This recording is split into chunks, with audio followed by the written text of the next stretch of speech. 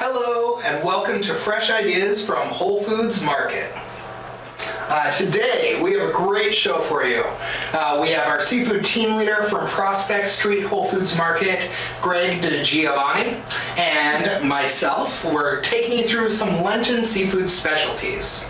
So on today's show, Greg's going to tell you the scoop about cooking a whole fish. That's right, we have whole fish here.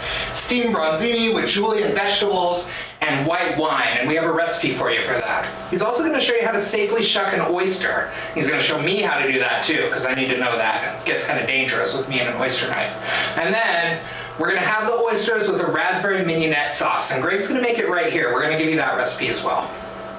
So hello everyone, welcome back. Thanks for tuning in. This is Fresh Ideas from Whole Foods Market. I'm Matt Keller, the marketing and community liaison for the Cambridge and Somerville Whole Foods Markets. Today, well, at Whole Foods this whole month actually, really exciting. What we're doing is we're really focusing on the Whole Planet Foundation. So Whole Planet Foundation, really great question. It's a really great program that provides microloans and mini lending to people in need all over the world. So all over, we have some in Boston, but all over the place. It's fantastic. You can look at it on the website. You can come into the store and find out more about it. Anyone can tell you about it. It's a really, really great program. So that's just something I wanted to, give your attention to. And then I'm really going to hand it over to Greg. Greg, why don't you tell us a little bit about yourself, what you do at Prospect Street, and we'll go from there. All right. My name is Greg Giovanni, and I'm the seafood team leader in the Whole Foods Prospect. And we're here today to cook some whole fish. We're going to do a whole branzini. Awesome. And while that's cooking, we're going to shuck some oysters and make my favorite accompaniment, which is a raspberry mignonette. For me, being the seafood team leader at Prospect Street, two most common questions I get are, how do I cook a whole fish? I bet. I love fish. I'd love to try cooking a whole fish, but I don't know how. Right. And because you have the whole fish right out there, right? Yeah. They're always like on display, so people are wondering what they're going to do with it. Yeah. Yep. And the other question is, well, I love oysters, but how do you shuck an oyster? So that's true, and that's something I'm really curious about. So it's excellent. So we're going to go through those two things today. Okay. And this sounds like fun. Yeah. Tell me, so you've been cooking for a long time, Greg? yes, I was a chef for 24 years. Wow. I was a sous chef at 3, 4-star, 4-diamond restaurants. I was executive chef at some local restaurants here in town. Yeah. Stephanie's on Newberry Street. I was a cafe chef at Maison Robert, which was the oldest existing French restaurant. My specialty is French food, French cooking, and New American. Oh, that's nice. Yeah, we do a little bit of everything. Really nice, rich food, huh? Yeah. The French food. Yes. Which is why I like it. Yeah, but you can also tone it down as well. Health conscious. Which we're actually going to do today. That's awesome. Instead of pushing it with cream, and we'll use a little bit of butter, but not too much. Tons of butter. Oh, all right. We'll take it. I heard someone told me that you had cooked with Julia Child. Is that true? Well, yes, I did. I cooked for Julia Child. For Julia? Yes. That's fantastic. Yep. I was up in Vermont. I was a sous chef at Hemingway's, which is a 4-star food restaurant, and we did a function with Julia Childs earlier in the day, in conjunction with New England Culinary, and it was called Wine Tasting in the Park with Julia Childs, and the awesome. Proceeds went to the Culinary Institute, the Culinary Foundation. So later on, they all came back, and the head chef and I put together a 6-course tasting menu for Julia, the owners of New England Culinary, and Ted and Linda Fabulas, the owners of Hemingway's. No pressure there, right? Yeah. So how is it? She's a character, huh? Unbelievable. So that was the biggest compliment I ever had in my career. After the meal, she came back into the kitchen and shook my hand and thanked me for the meal. That's fantastic. I'll never forget that.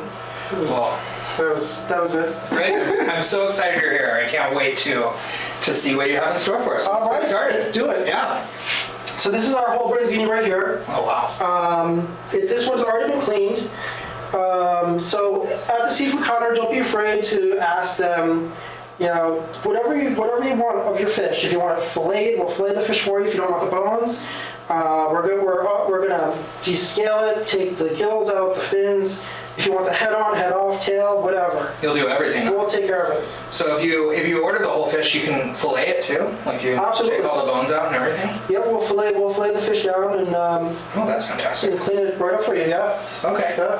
And what's the scaling do? Because it still looks like scales. Is that just like toning them down a little No, bit? the scales are totally off. Oh, they're gone. So Okay. if you look at this one, if you look at that one, you can see the scales are embedded in there.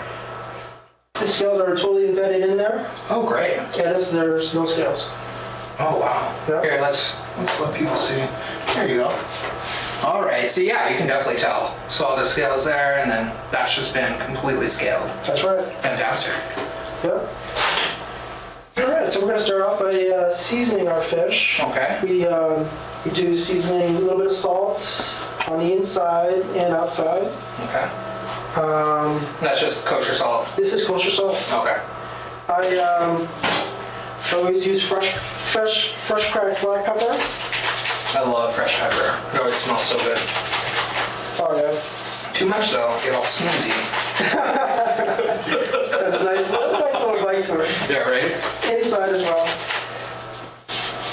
And then we're gonna lightly flour. Now this is not a necessary part of the recipe. I mean, if you're gluten-free, you don't have to do this. I like to do this personally because it gives the fish a nice texture. It helps brown the skin and get it nice and crispy. Okay. Could you use like a gluten-free like alternative for it? Sure. You could use rice flour. Rice flour would work? Absolutely. Okay. Absolutely. Nice. And it's just a little bit to, you know, to Yeah, coat it's not it. like you're beer breading it or anything, right? Just a little bit. All right. So we're gonna throw in a little bit of our olive oil.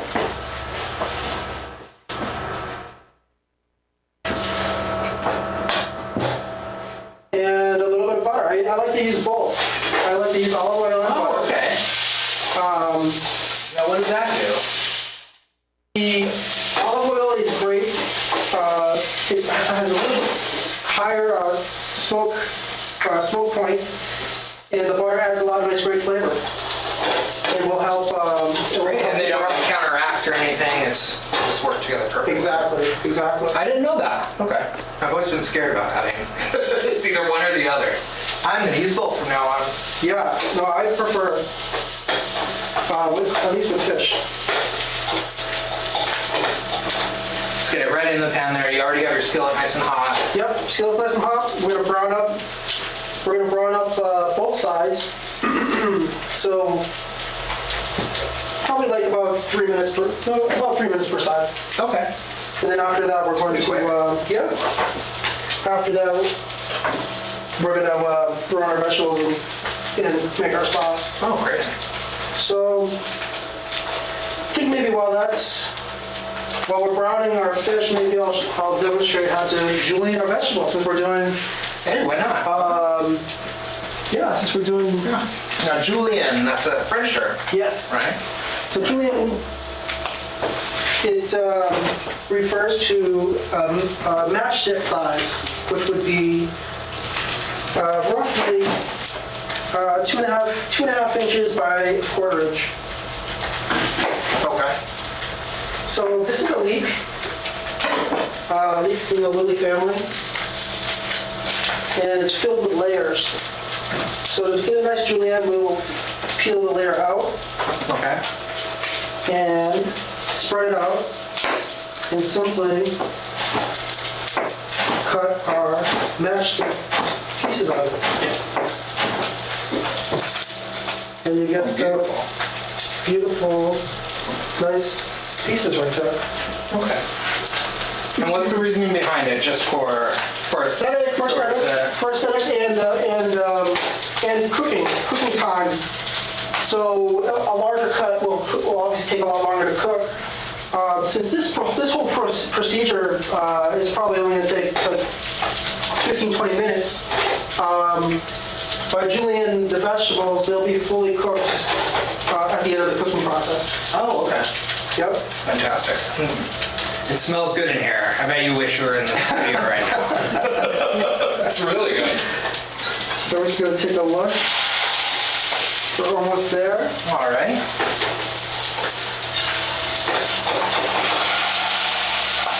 And we're just going to flip Get it a nice over. little brown to it, right? Yep. And you cook it with the skin on, huh? Yes. Yep. The skin is completely edible and it's delicious. Which is partially why we scale them, because You don't want to eat the skin with the scales. right. That Yeah. doesn't sound delicious. Right. And the skin is great. It's like really thin, you get it Yep. nice and crispy. And there's always like a nice layer Like a of potato chip. Yeah. Nice. yeah, exactly. And there's always a nice layer of fat underneath the skin, which really adds to keeping the fish nice and moist. Okay. Yeah. Anytime cooking anything, pretty much with bone in, is going to add moisture and flavor to whatever you're cooking, whether it be a whole fish or a ribeye or a piece of meat. What's the reason behind that? Because it retains the moisture. Oh, And the bone itself will add flavor into whatever you're cooking. Okay. Yeah. So taking the bone out isn't always the best idea. No, Okay. not always, but Yeah. people like it. Yeah. So, I also brought a few other whole fish to talk about. Oh yeah, let's talk about them. I want to Yeah, so more about these. we have a lane red snapper, Okay. a black bass, and a Spanish mackerel. Oh, let's hold them up for everyone to see them. So this is our Spanish mackerel. Ooh. Looks really sleek. Yeah, they're quick fish. A black bass. That looks really thick. Yeah. Nice. Yep. Like all. And a beautiful red snapper. See, that's gorgeous. And it has a, I don't know if you can see it, but it has the stripes on it. Yeah, beautiful yellow. Yeah, that's Stripes there we go. everywhere. Here. Yeah. Yeah. Oh, that's nice. Yeah, gorgeous fish. So tell me, how do you pick a fish if you're getting a whole fish? How do I know what's the best one? Right, so the main things to look at are the gills and the eyes. Eyes, you can see, we'll just use as a demonstration. The eyes are beautiful, glistening, they're clean. Something to look for that would steer you away from a fish would be cloudy, dark, Okay. and the gills. So you're looking for nice red, clean.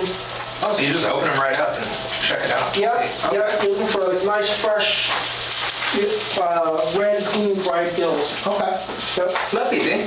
Yeah. absolutely. I get scared of whole fish, you know? So this is fun. All right, so this is getting pretty good here. So pass me that little pan over there. Sure. How about the? This here? Yep. So at this stage of the game, we're going to take our fish out, and There we go. I'm melting. all right. And we're going to add our veggies. Okay. We're going to add It smells so good. some julienne carrots. Okay. We have some julienne fennel. I love fennel. Tastes like licorice, huh? Yeah, anise, and some garlic. So we're going to Oh, you don't even need to. lightly saute. So we're going to lightly saute these. Okay. We're going to add our liquid, reduce it down, add a few more vegetables, put the fish back in there. Oh, so this isn't done. Oh, no. Now you're gonna. Okay. Yep. We're going to finish it by steaming it. Oh, perfect. In our white wine. Three wishes white wine. 3 wishes white wine, Chardonnay. Which is delicious, by the way. If you've ever had it. That's You right. can get it down a river. That's right. My wife enjoys it. Oh, yeah. Fantastic. All right, so at this point, Fish back or? not yet. Not yet. We're gonna get some more in So, here. yeah. Didn't do this without you, right? Now, could you use any white wine? Is there a reason that you picked Chardonnay? You can use any white wine. I picked Chardonnay because it's pretty full, and as it reduces, it adds a decent amount of flavor. Compared to like a Pinot Grigio or Sauvignon Blanc, which is a lot lighter. So this will like stand up to the fish. Exactly. Yeah, okay. Exactly. Makes sense. So for liquid, I actually use chicken stock in this, and I think a lot of people are like, well, why would you use chicken stock and not like a fish stock or seafood stock? Well, I use chicken stock because it's very even flavored. It's going to pick up the flavors of anything you put into it, and a seafood stock would actually be maybe a little bit too strong. Okay. At least for my taste. In conjunction with the fish, it's going to add a lot of flavor, and the chicken stock is just going to pick up the great flavor that comes from the fish and the vegetables. It's very even. So that's why I like to use. Could you use like vegetable stock if you didn't eat meat? That would work just definitely. Vegetable stock would work great. And if you like if you like strong seafood stock would work great as well. Or even clam juice. Oh, clam juice. That's interesting. How are we doing? All right, so this is going to come back up. Okay, so we're gonna wait for that to come. Yep, we're going to wait for that to come Like a back nice up. simmer. We're going to throw in some julienne zucchini and some julienne leeks. Create a beautiful. The leeks are just an onion, right? Yes, it's an onion which is in the lily family,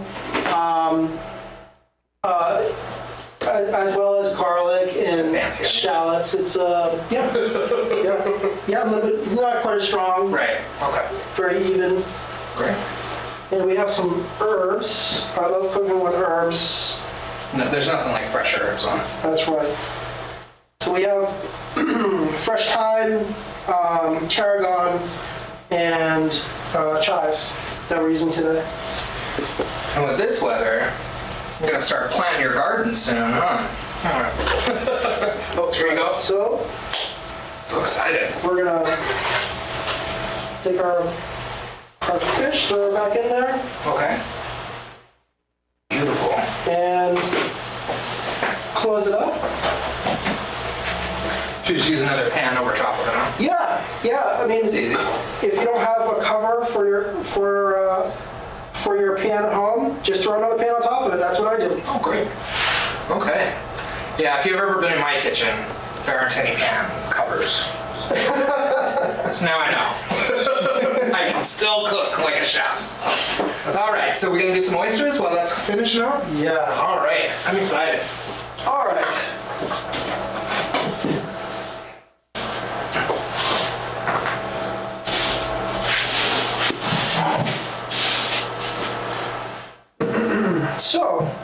All right, so how to safely shuck an oyster? How to safely shuck an oyster, yes. So this is the second most frequently asked question I get in the seafood department. And it's very simple. Oh, well, there we go. So Let's look at it. Every What kind of oyster- oysters do we have here? this is like a tuna oyster from big one. from the Cape. Yep. These are delicious oysters. This is probably one of my favorite oysters right now. All right. It's going to be a little bit briny, and Okay. so every oyster has a cup, a bottom, and a top. Okay. There's two pieces. And so the top and the bottom are connected with a hinge at the very end of it. Oh, okay. So Here, yeah, we'll zoom in so everyone can see. So the first step is to, now I always use a nice good heavy towel to protect your hand. Okay. I've seen some pretty crazy things in the restaurants. I'm sure. Yes. So you hold it down securely, and you get the tip of your oyster knife. Always use an oyster knife. I hear people trying to use screwdrivers and other things. It's just That sounds dangerous. it's not worth the And risk. unappetizing. Yes. So you get the tip of the knife in there, and Okay. you pop the hinge, on the side. That wasn't too hard. That just popped right off them. On this one, they can be hard. Oh, really? Yep. So then you're going to find that the oysters is also connected here and at the end here. Okay. So what we do is we take our oyster knife, pop it again there, Okay. and then bring it down and pop it on the other side. So the oyster is going to be connected to the top of the top shell. Now you lightly want to cut that off. Okay. And you can see that's the connection where they connect. And the trick is to free the bottom, because it's going to be connected on the bottom as well, without actually pureeing the oyster. You want the oyster to be hot, to be completely intact. Right. You don't want to mix it up too much. Exactly. You know, keep the integrity of Keep the oyster. the integrity of the oyster. Yeah. That's right. That's beautiful. And look, that was under a minute. And the liquid. So the liquid, we call that the liquor. Okay. Yeah. So you want to keep all that good That's stuff. right. That's the good stuff. And so what are you going to serve it with? You're going to serve it with a raspberry Yes, mignonette? raspberry mignonettes. Oh, perfect. Let's pull that out, because we want to get to this fish, too. Show it off. What do you need? All right. So this is a very easy, basic accompaniment with oysters. Okay. And this one is my favorite. I love the raspberry. Really complements oysters nicely. So a mignonette sauce. So you can do a million things with it. The basic ingredients are vinegar, fresh cracked black pepper, shallots, and a little bit of water to neutralize the vinegar. The classic mignonette is going to be with champagne vinegar. So today we're gonna make a raspberry vinaigrette or raspberry mignonette. We take fresh raspberries and mush, just kind of mush them down there. So that's easy. Yeah. Just mush them in there. And you just add your ingredients. We have minced shallots. Shallots, which are delicious. We have a raspberry vinegar. Okay.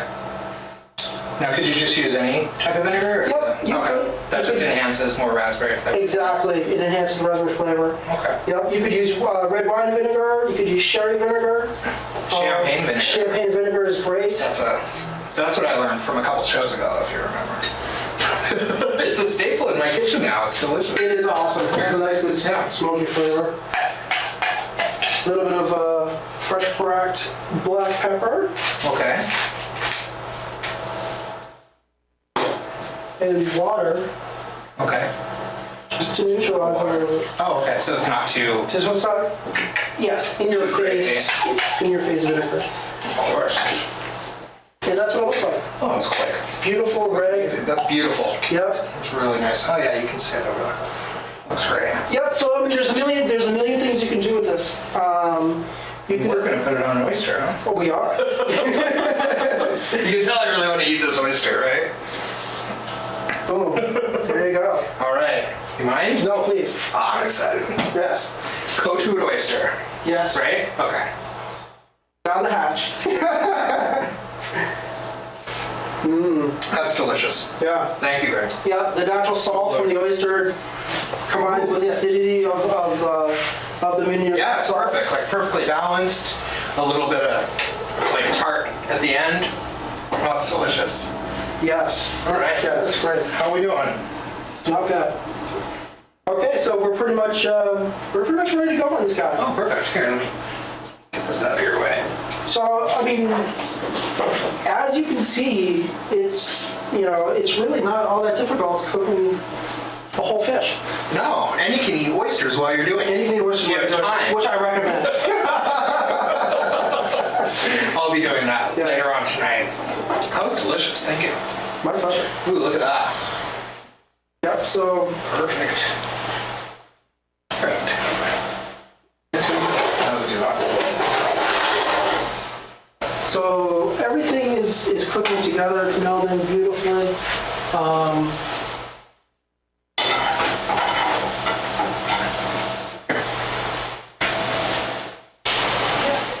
Here, I threw together a couple of quick sides. We have our 365 polenta.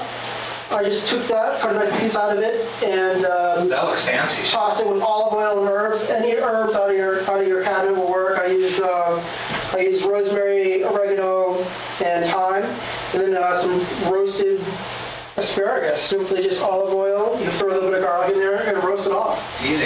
You can actually just put them together in the same pan and roast them together. That's great. Yeah. So. All right. We're going to take some of our, we're going to take a nice little, Yeah, those look like the perfect texture. They're not too cooked. They're not too cooked. They're a little crispy. They're not overcooked. Ah, it smells so good. All you can see is steam, but we're getting this fantastic experience here. So the hardest part of this whole process is probably getting the fish out of the pan. Which you did fantastically, by the way. Look at that. Yep. Oh, gorgeous. All right, so that's it. And then, That's all it takes. yep, we're going to Do a little garnish. throw some of our beautiful vegetables on there. Oh, it's beautiful. And You don't want to leave out that white wine sauce. And there you go. Everything all together. Thank you, Greg, for One being can. here. And thank you, folks, for watching. And here, we'll do a little, so that's it. That's the fish. That's a gourmet meal made That's in right. under 20 minutes. 120 minutes. Right? That's right. That was fantastic. Thank you, Greg. My pleasure. Thank Yeah, you. so we're going to eat this fish. You're welcome to come down to the studio. You want to try it? And thank you so much. We'll see you next month. Have a wonderful...